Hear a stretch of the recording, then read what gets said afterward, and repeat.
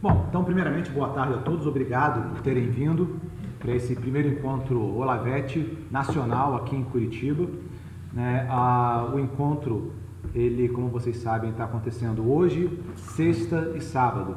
O nosso primeiro palestrante aqui é o nosso Ken curitibano, o Ken Bancho, que vai falar conosco sobre as dimensões éticas do direito, é isso? O problema da dimensão ética do direito. O problema da dimensão ética do direito.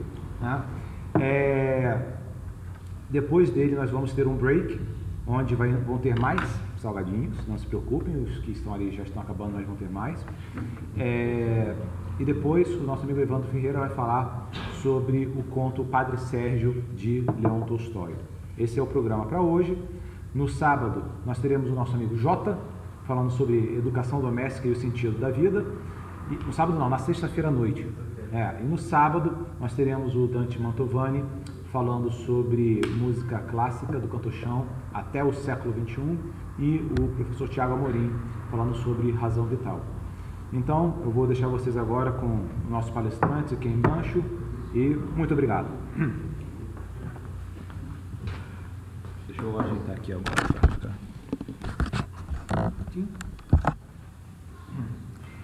Boa tarde a todos. Gostaria de agradecer a presença de todos que estão aqui. Afinal, todo mundo abriu mão de um feriado para poder prestigiar o evento. Principalmente aqueles que não são de Curitiba, como nossos amigos aqui e os que estão sentados ali também. Gostaria de agradecer ao Fábio, que foi quem encabeçou o evento, e cujo esforço foi realmente decisivo para que ele se concretizasse. Eu não poderia começar a minha palestra sem destacar o seguinte fato, sobre, vamos dizer assim, o olavismo atual. Quando eu conheci o Olavo, lá em 2011, estava com 16 anos, certo? E aquela época ainda era muito presente o fenômeno destacado pelo Ronald Robson, em seu famoso artigo sobre o medo de ser flagrado lendo Olavo de Carvalho. Eu acho que é um artigo de 2008, 2009, por aí. E de lá para cá foram mais ou menos 4 anos, um lapso temporal curto, pequeno, e a gente pode dizer que as coisas estão mudando, certo?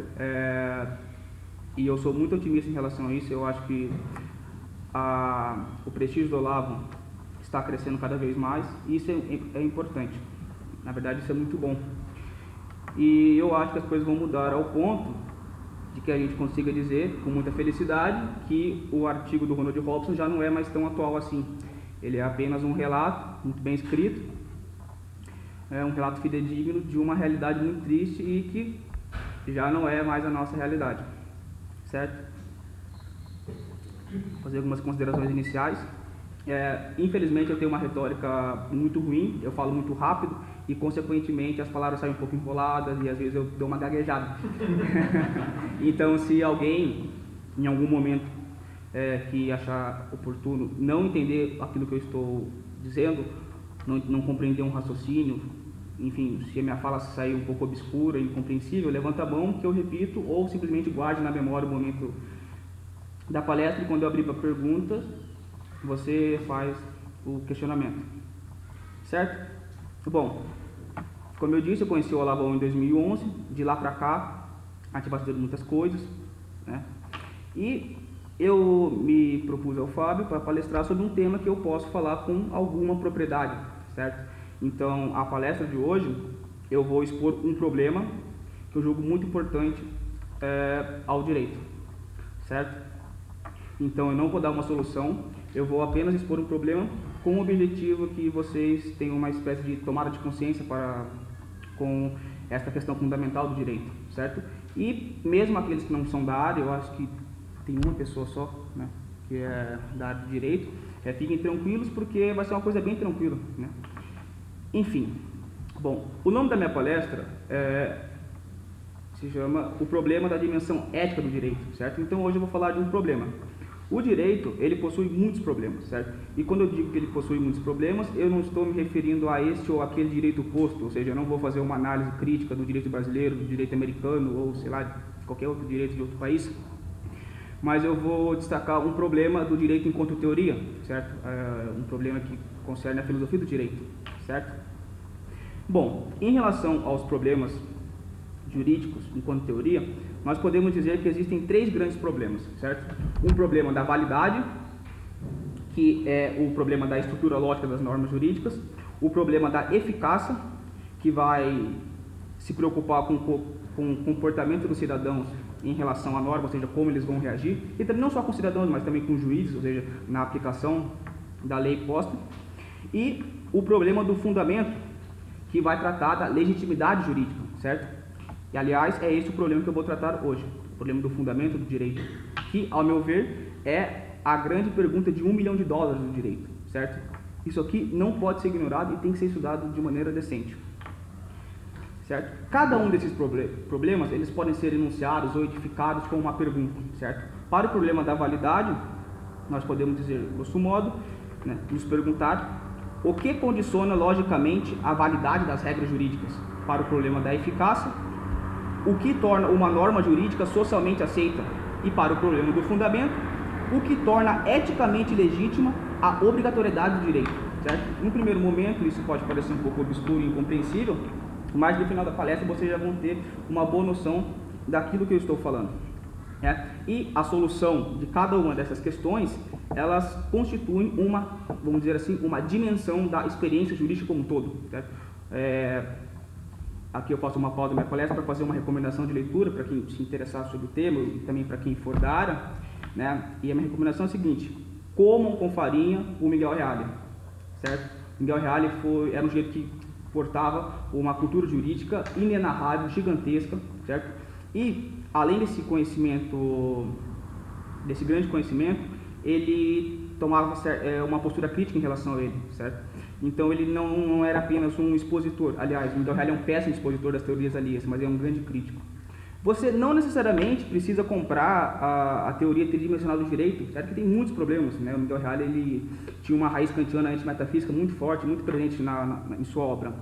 Mas eu recomendo ele, assim, por ele ser um ótimo ponto de partida, ou seja, ele analisa todas as teorias, mais ou menos do século XX, até o século XX, que foram criadas sobre a teoria geral do direito, vamos dizer assim, certo? E apresenta problemas que precisam ser solucionados, né? Então, se você se propõe a ser um estudante de direito, né, e almeja alguma originalidade, você não pode ignorar aquilo que o Miguel Reale está falando, certo? Existem outros autores que também apresentam esses problemas, mas aqui hoje eu recomendo o Miguel Reale, certo? Então, é imprescindível a sua leitura. Bom, vamos começar então com o problema. Eu vou fazer uma pergunta muito simples e objetiva, né? Talvez muitas pessoas já devem ter feito assim mesmas, né? Que é o seguinte: por que eu devo obedecer uma lei? Certo?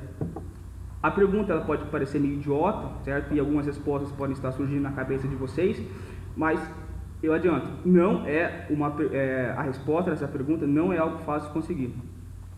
Não é simples, é muito complicado, certo?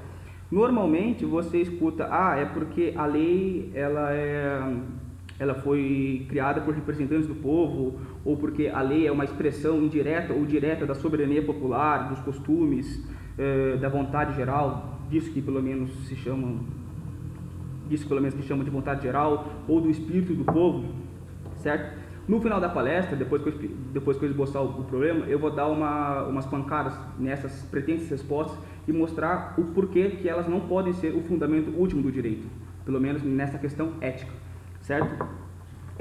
Se você ignora esse problema da dimensão ética do direito, você vai ter que arcar com algumas consequências que, ao meu ver, são consequências severas, certo? Vou dar um exemplo de uma teoria muito influente e que ignorava essa questão.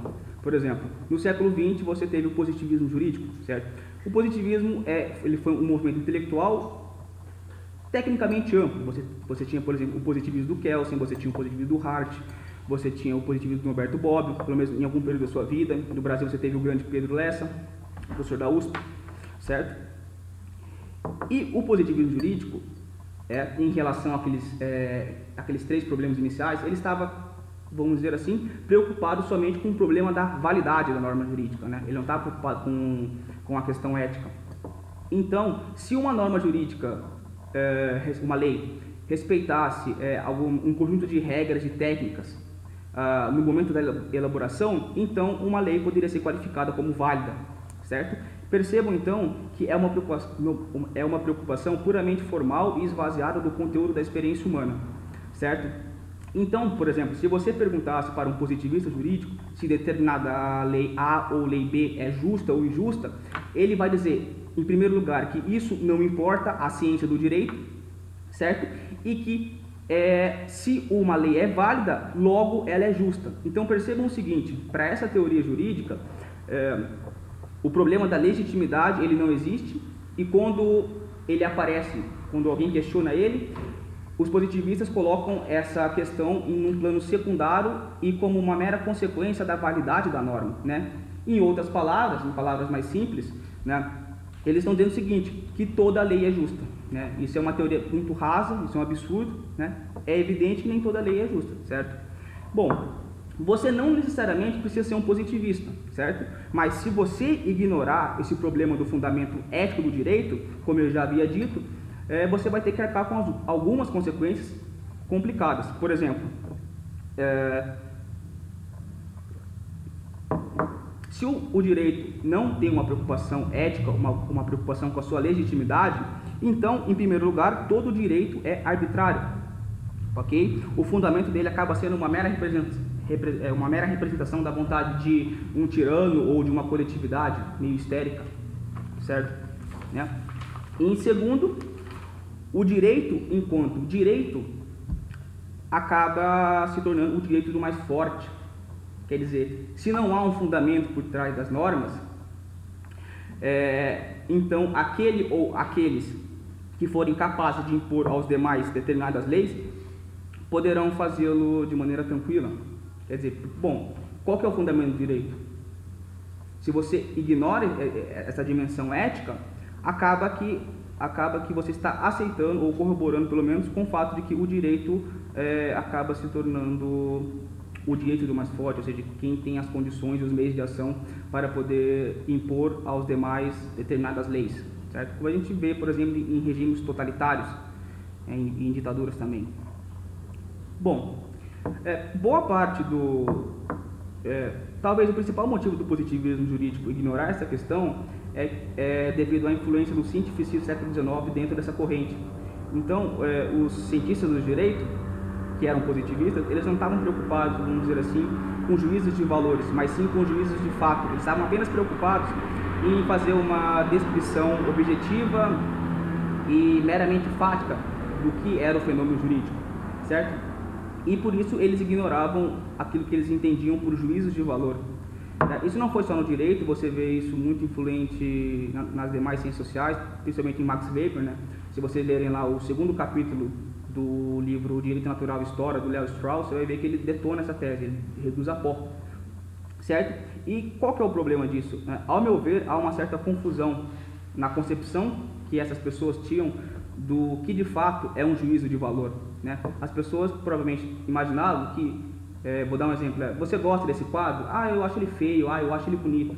Ah, você gosta, sei lá, de café? Ah, não, acho café bom, café ruim. Eles estavam confundindo juízos de valores com meras opiniões pessoais, meras avaliações pessoais, e não é isso. Por exemplo, se eu estou frente a uma figura histórica como Hitler, Mao Tse Tung, Stalin, sei lá, algum membro do Khmer Vermelho cambodiano, por exemplo, quando eu julgo aquelas pessoas como pessoas más, certo? Eu não estou emitindo a porra de uma opinião, certo? Porque eles realmente foram pessoas más.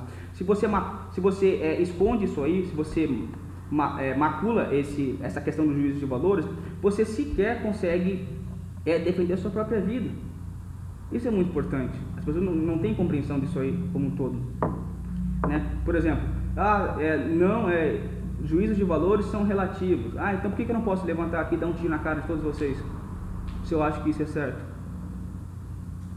Então percebam que essa é uma questão que não pode ser ignorada, ok?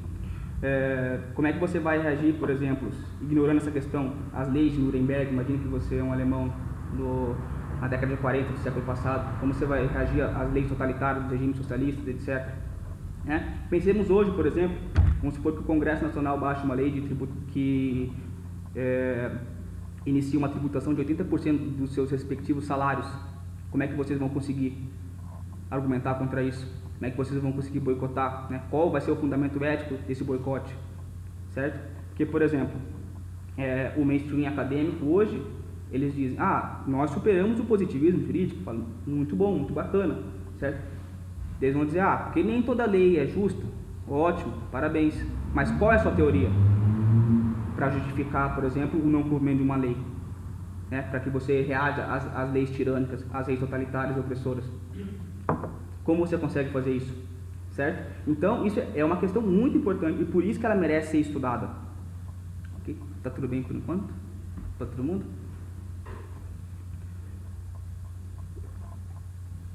Bom, adentrando um pouco mais no problema, e agora eu vou entrar num campo um pouco mais específico do direito, porque eu preciso demonstrar como isso se manifesta de maneira específica, certo? Isso perpassa por mais ou menos vamos dizer assim, uma anatomia da norma jurídica, certo? Bom, o que é uma norma jurídica? Ela é um enunciado de uma forma de organização ou de conduta que deve ser seguida de maneira obrigatória e objetiva, certo? O que é uma forma de organização? Né? Por exemplo, aquelas leis que enunciam, por exemplo, a estrutura do Estado Federativo, a organização do Poder Judiciário, a organização do Poder Legislativo, a organização do Poder Executivo e etc. Né? Essas normas são chamadas de normas instrumentais. Ok? E daí você tem um outro tipo de norma jurídica, que são as chamadas normas jurídicas primárias, que versam sobre modelos de conduta, ou seja, elas estão exigindo determinado tipo de conduta em circunstâncias concretas, certo? Dessa definição que eu dei, desse conceito, a gente consegue derivar mais ou menos uma estrutura, certo? Então, uma estrutura de 2 pilares, certo? Num primeiro pilar, nós podemos dizer que a norma ela é um enunciado geral que abarca um conjunto de um conjunto de experiências humanas possíveis e que constitui mais ou menos e em algum sentido uma unidade. Por exemplo, o Código Penal ele proíbe o crime de estupro, certo? Quando ele prescreve a proibição do crime de estupro, ele não está se referindo a uma conduta, a uma circunstância única e particular, por exemplo, como se ele estivesse se referindo a é proibido o estupro em banheiro público, certo? Mas em todos os lugares pode, não. Ou seja, é uma norma cujo enunciado está abarcando toda uma série de circunstâncias concretas,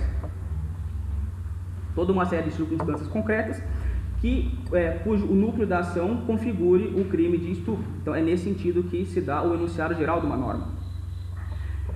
E o segundo pilar, né, que é o caráter de imperatividade e obrigatoriedade, certo?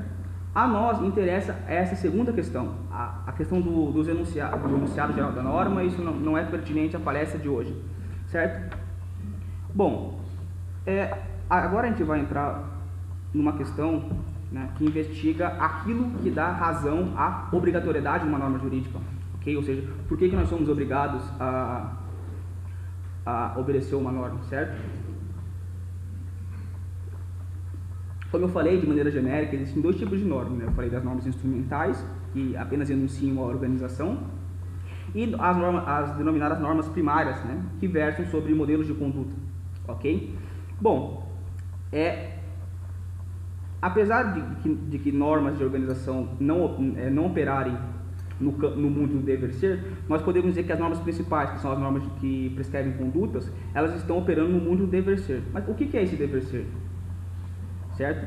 Bom, de maneira muito simples, né? Por exemplo, existem normas jurídicas que dizem o seguinte: olha, você pode agir de maneira A, B, C ou D, mas não haja de maneira E. Ou normas jurídicas que falem, você pode agir de todas as maneiras possíveis, menos de maneira E, por exemplo, enfim, certo? Então elas estão prescrevendo condutas, certo? Elas estão exigindo que você tenha determinada conduta, ok?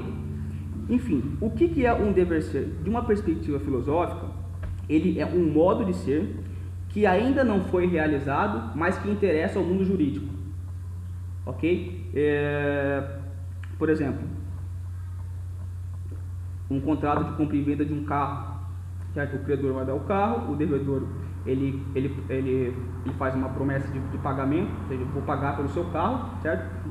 E o que vamos supor, uma norma jurídica ou o direito brasileiro fala em relação a isso? que o devedor ele tem que cumprir com a obrigação prometida. Então, quando ele cumpre com a obrigação prometida, ou seja, quando ele dá o dinheiro para o credor, ele está fazendo uma passagem, ou seja, ele está indo do ser que não é ao ser devido. Certo? Está claro para todo mundo? Ou seja, sim? Ele cumpriu o seu dever, no caso. Sim, porque veja bem, um dever ser é uma possibilidade desejável de conduta humana, certo?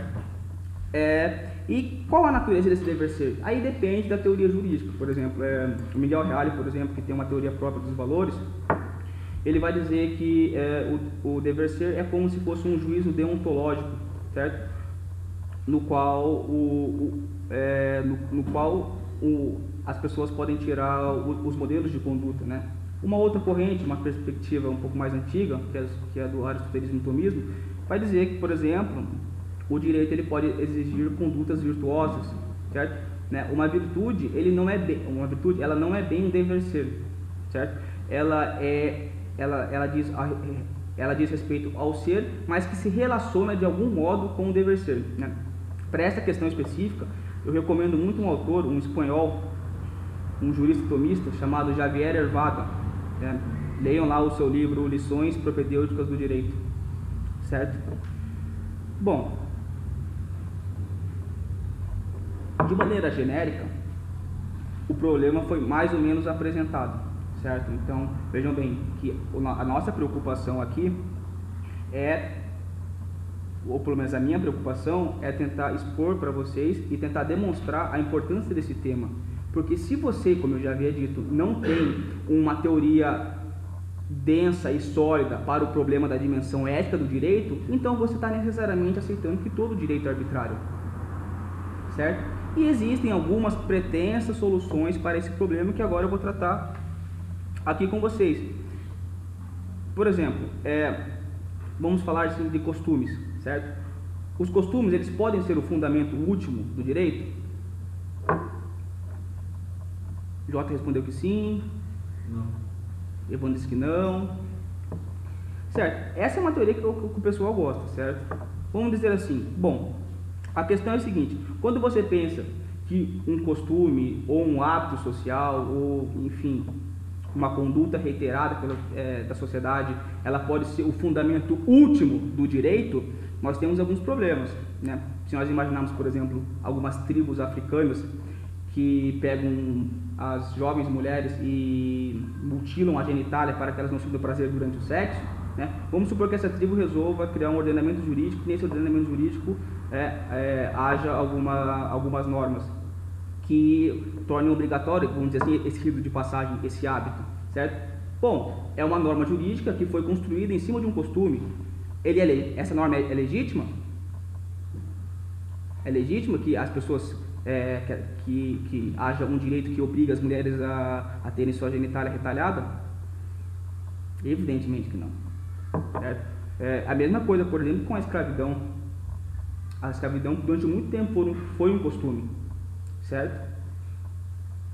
Ela poderia, uma norma jurídica que prescrevesse, que possibilitasse a escravidão de outros seres humanos, ela se torna legítima só porque ela é um costume?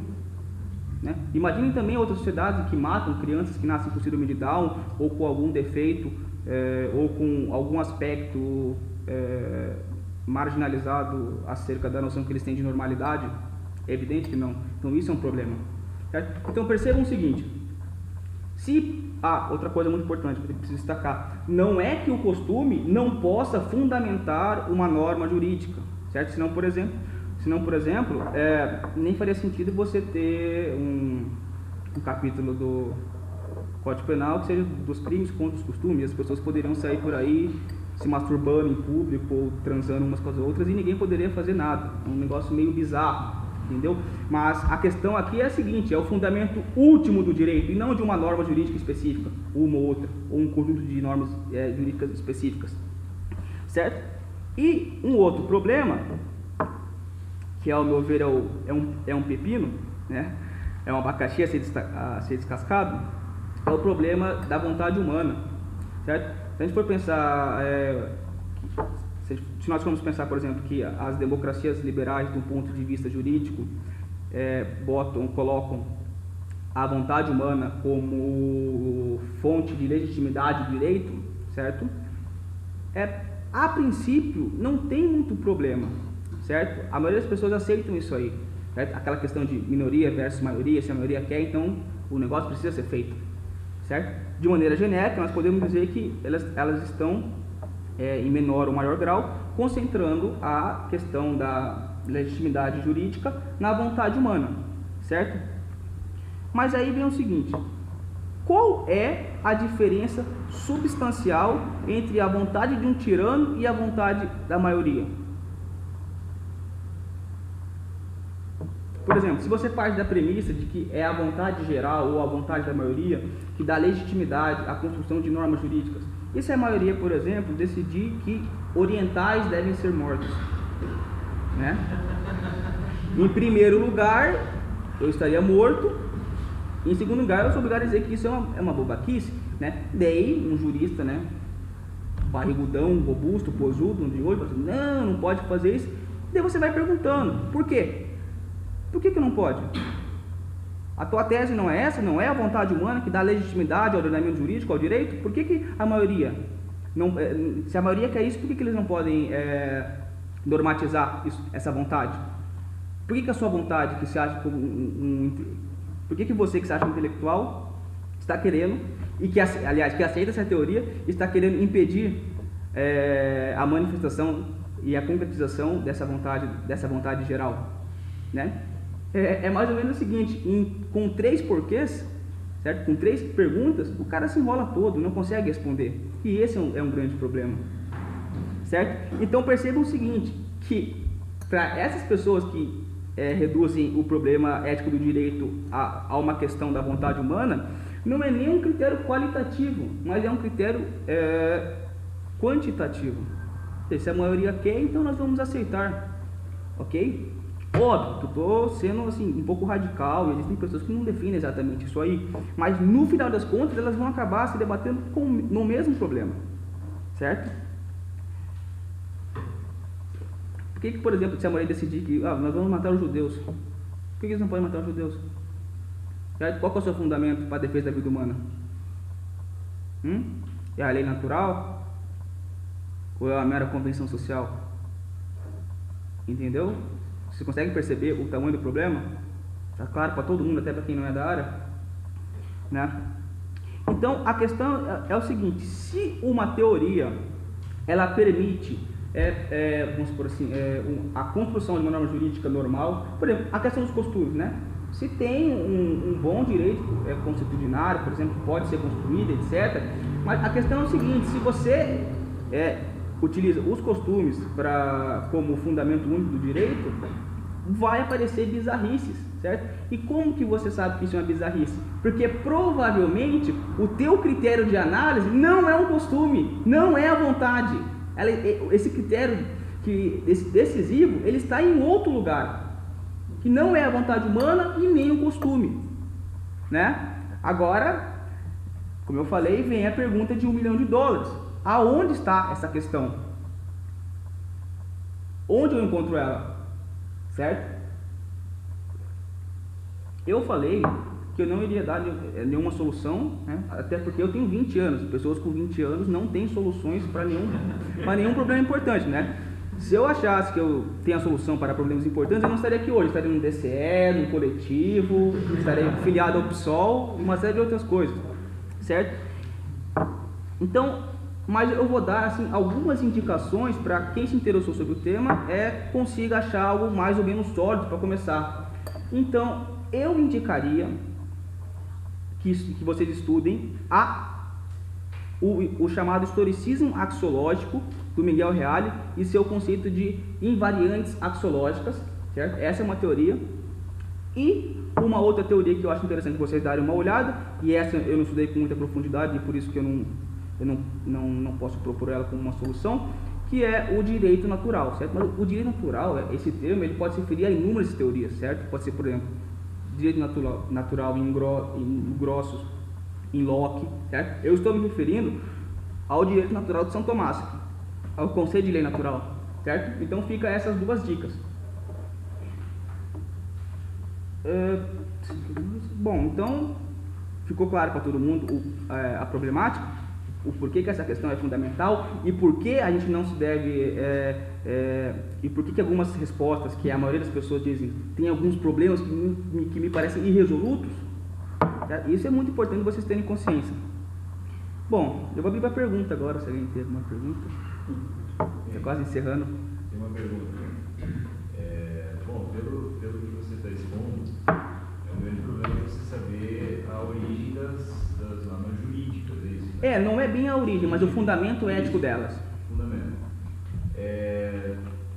Não seria, sei lá, o menos pior, porque já que costumes, né?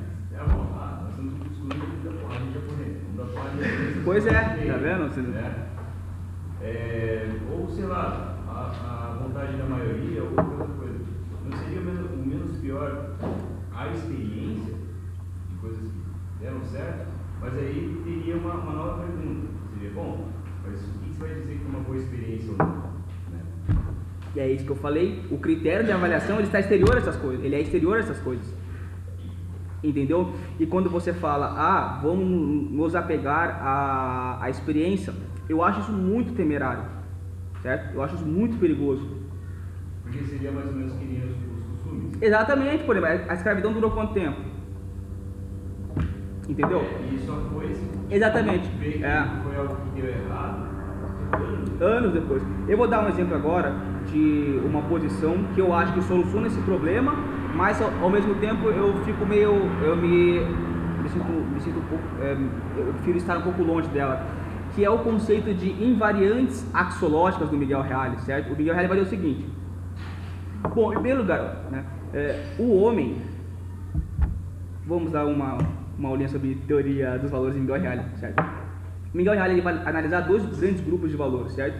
Os valores sociológicos e, vamos dizer assim, meio materialistas, certo? Que eclodem da sociedade, e os valores, vamos dizer assim, transcendentes, certo? Que seria, por exemplo, o direito natural, certo? Que estão fora da experiência histórica, né? Miguel Reale vai criticar essas duas correntes e vai dizer o seguinte: os valores, eles estão dentro, eles são inerentes à figura da pessoa humana. Miguel Reale vai dizer uma vez numa entrevista para o Roda Viva que o ser humano ele possui uma estrela polar valorativa, e toda vez que o homem se realiza na sua dimensão histórica, ele projeta esses valores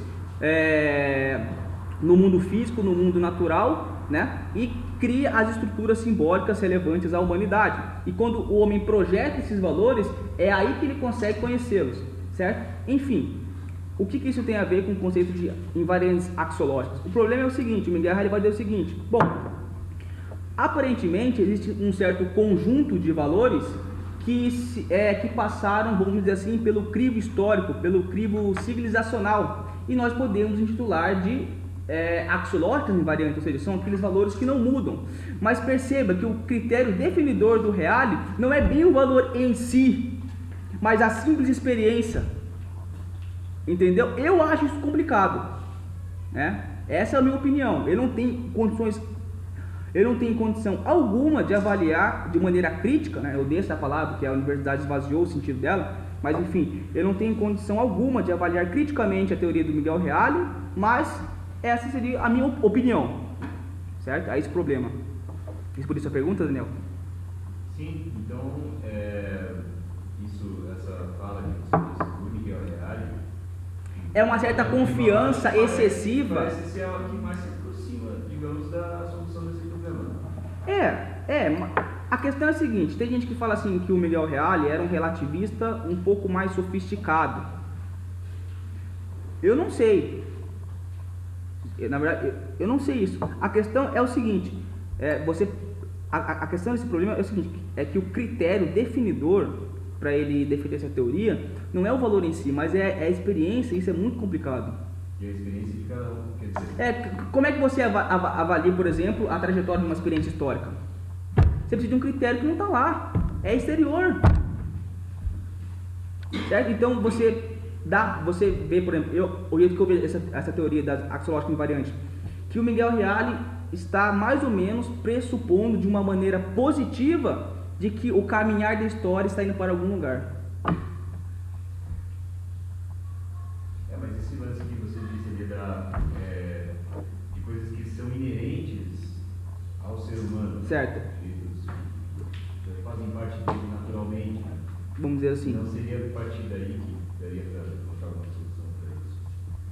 A questão é o seguinte, Daniel. Existem pessoas que falam que os valores eles são puramente subjetivos, no sentido que eles reduzem o valor a uma mera opinião e a uma avaliação pessoal, ou seja, o que é bom para mim não é bom para você, blá blá blá. Certo? Não é isso que Miguel Reale está falando, certo? Por isso que, aliás, tenha um pouco de cuidado com a leitura se alguém for ler, porque ele é um autor muito difícil e também não faz muita questão de ser claro na sua escrita, certo? Mas, voltando, o problema é que o Miguel Reale também está falando que os valores são, num certo sentido, subjetivos, mas ele deixa claro que ele não está se referindo a isso, certo? É como se os valores fossem assim mesmo, eles partissem do ser humano, certo? Então, quer dizer, pelo menos em tese, o Miguel Reale estava fugindo desses problemas que eu demonstrei aqui com o problema da vontade e o problema dos costumes. Ele estava fugindo disso aí, ele tinha consciência que ele queria sair disso, certo? Agora, se no final das contas ele conseguiu sair, é apenas uma avaliação crítica que poderá responder, e eu não tenho condições de fazer ela. Mais alguma pergunta? Ok. Até falando desse assunto mesmo, por exemplo, do Miguel Reale, você disse que ele não era um subjetivista nos termos como nós entendemos hoje, mas que ele tinha uma influência kantiana muito grande. Certo. No caso do Kant, até falando da epistemologia dele lá, ele não é como a gente vê os pós-modernistas hoje, que diz que tudo é uma ilusão, ou que não existe nenhum critério para julgar a realidade, seja a realidade na sua forma mais bruta, os fatos, ou a ética, ou alguma coisa desse tipo. Mas o Kant também parte de um subjetivismo mais brando, digamos assim, que ele diz lá que existem estruturas pré-definidas em que nós pensamos e compreendemos a realidade dentro dessas estruturas. Isso. Né? A questão é a seguinte, como que o Miguel Reale entende, ou se ele entende essa dimensão através da ótica do Kant, ou se ele usa alguma coisa que não seja nesse sentido. Cara, me botou numa sinuca de bica aqui, né?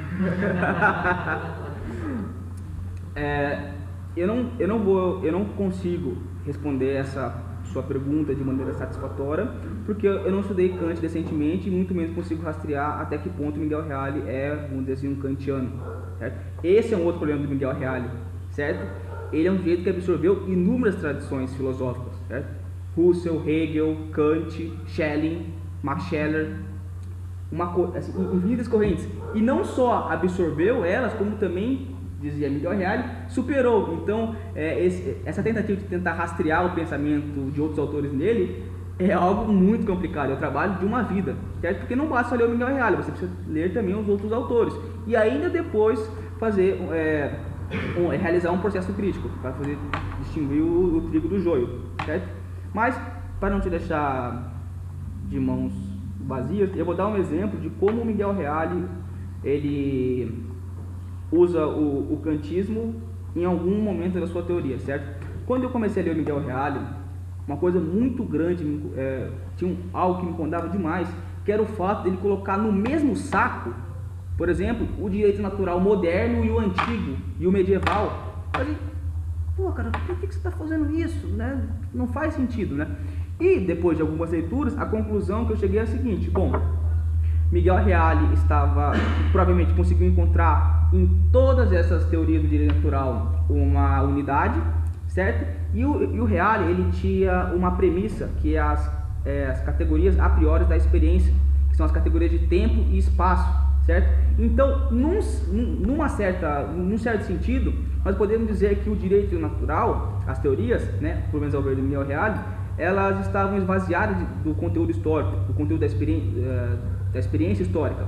Então, Miguel Reale falava, se o direito natural é algo que não está contido nem no tempo, nem no espaço, então ele é algo abstrato, ele é esvaziado de conteúdo histórico. Então, esse foi um dos motivos do Miguel Reale, por exemplo, ter jogado para fora essa teoria. Não vou conseguir responder a sua pergunta de maneira satisfatória, não tem condições, mas pelo menos eu te dei um exemplo de como ele trata esse problema num ponto específico da sua obra. Até isso tem relação com o que você falou antes, né, do Miguel Reale, de certa forma, ter esse historicismo. Isso, ele era muito preocupado com isso. E permeado nele, porque se você fala que o direito natural, em última instância, os valores e todos os critérios de julgamento são fora do tempo, são da eternidade, seja de qual tradição que você está falando, né? Isso não casa com o historicismo, né? Porque o historicismo, ele é meio que um sistema fechado. Ele aprisiona o pensamento numa etapa histórica específica. Não só na etapa histórica específica, mas na história, né? Exato. Para o direito natural, numa ótica, digamos assim, do direito natural, a história não é o fim em si, não é um caminho meio que reto, né? É só um desdobramento, a história humana é só um desdobramento maior, uma coisa maior. Mais alguma outra pergunta? Vai, Maurício. Posso ler uma parte do Miguel Reale? Bem rapidinho. Ele diz assim, aspecto mais relevante na demonstração do valor enquanto ente vetorial da conduta do ser humano. O dever ser pressupõe o valor, e esse constitui o pressuposto de qualquer tipo de experiência. Efetivamente, em virtude da essencial polaridade dos valores, ou seja, sempre algo bom porque é algo ruim, e a experiência humana inclusive é ruim principalmente, e de sua projeção no plano temporal, todo valor atua em triplo sentido, operando como categoria ontica, pois se concretiza nas valorações e formas de vida que compõem a trama da experiência humana, como categoria lógica condicionadora das estruturas e modelos que possibilitam o conhecimento tanto do mundo natural quanto do mundo histórico, e, ao mesmo tempo, como categoria deontológica dos comportamentos individuais e coletivos, e, por consequente, o sentido da história. Desse modo, os valores desempenham o papel de dinamizadores do processo cultural, em geral, sendo normativos enquanto fontes de fins, ou motivos de agir, eis que o fim é o valor posto e reconhecido racionalmente como razão da conduta. Além de serem instrumentos da vida prática, os valores atuam como fatores constitutivos da vida cultural, uma vez que, sendo expressões da consciência intencional, dão sentido aos atos humanos, vistos estes não apenas como objetos, mas também como objetivos a serem atingidos. Se o homem não fosse capaz de valorar, se a vida humana não significasse, em última análise, uma incessante, embora nem sempre bem lograda, experiência de valores, nem mesmo se poderia falar em ciência. Vocês viram, né? Que é uma linguagem bem simples que ele usa, né? E o valor, ele é... Não, sim. Ele existe, que ele é lógico, ele vai a gente compreender a realidade, e que ele é deontológico, a gente determina as nossas formas de agir. Porque o Miguel Reale, ele responde essa questão da dimensão ética do direito com a sua teoria dos valores, certo? Valor, ele pressupõe uma finalidade, certo? Ou seja, são os valores que guiam, vamos supor assim, uma conduta humana. Vamos ser justos, por exemplo. A justiça para o Miguel Reale é um valor. Certo? E talvez eu possa estar enganado, mas é o valor supremo em relação ao direito. Você queria comentar alguma coisa? Não, porque daí, como ele estava falando, que ele via a relação de Kant, ele via apenas na relação ontológica, ele não via na relação lógica nem na deontológica. Então ele via a questão axiológica kantiana apenas no sentido da possibilidade de existência como valor, enquanto ente independente da humanidade. Mas ele vê também, não apenas nessa relação ontológica do valor, mas principalmente na relação lógica, ou seja, o ser humano se compreende na sua atração para essa realidade conforme os valores criados ao propor, e deontologicamente que direciona a vontade humana e o sentido da história. Só para dar um realmente. Brilhante. Maurício está muito mais preparado do que eu. Nada, mas me deu certo. Certinho então? Mais alguma pergunta? Muito obrigado, Tiago.